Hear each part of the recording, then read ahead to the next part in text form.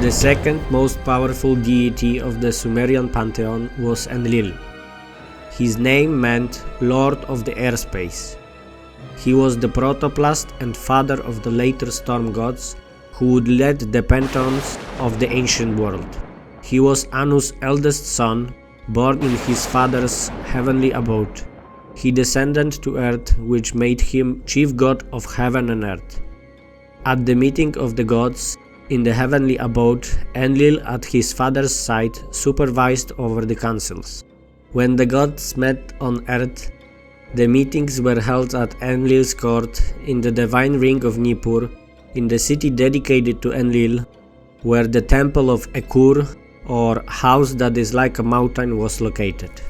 Not only the Sumerians, but the gods of Sumer themselves considered Enlil to be the highest authority. They called him the ruler of all countries and made it clear that he was a prince in heaven and a leader on earth. His word made the sky tremble and the earth shiver.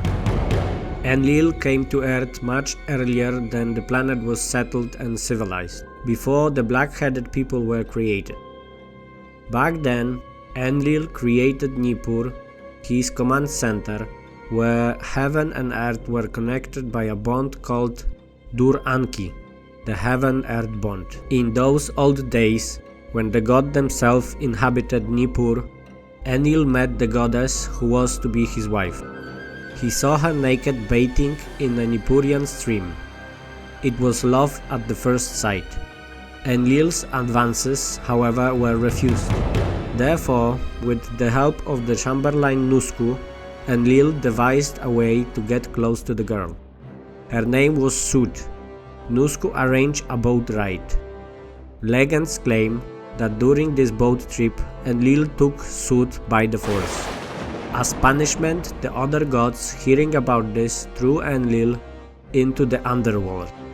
According to this version of events, the pregnant Sut followed Enlil and he married her. According to another, a repentant Enlil searched for her and sent his chamberlain to her mother to ask for Sut's hand on his behalf. Either way, Sut became Enlil's wife, and he gave her the name Ninlil, which means Lady of the Airspace. The Sumerians worshipped Enlil of fear and gratitude. It was he who claimed judgment against people, which were passed at the assembly of the gods. His wind blew the cities, wiping them from the face of the earth. During the Great Flood, Enlil wanted humanity destruction. The biggest concern of Enlil towards humanity was that they were disobedient, stubborn, loud, and they grew the population way too fast. Apart from those circumstances, he was a kind god who bestowed many favors on people. One of those favors was agriculture.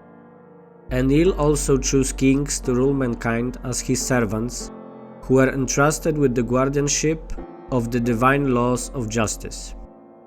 Enlil, the god of heaven and earth, the firstborn of Anu, the giver of the kingdom, the main executor of the resolutions of the assembly of the gods, father of gods and men, initiator of agriculture, lord of the sky. His command reached far, his word was irreversible.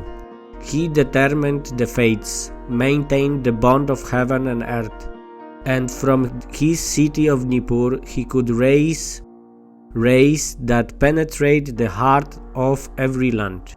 His eyes can explore all lands. These are some of Enlil's attributes, testifying to his greatness and power. Enlil has a younger brother named Enki, and also a sister Ninursak, but only Enki tried to overtake him on his way to the throne that was his right given by the law of birth. Next clip will bring a closer look on Enki, the creator of humans, and his ambitions that eventually led to wars between gods and generations of gods afterwards. Thank you for watching. Please like and subscribe if you like it so far. There is much more to come, and I see you next time.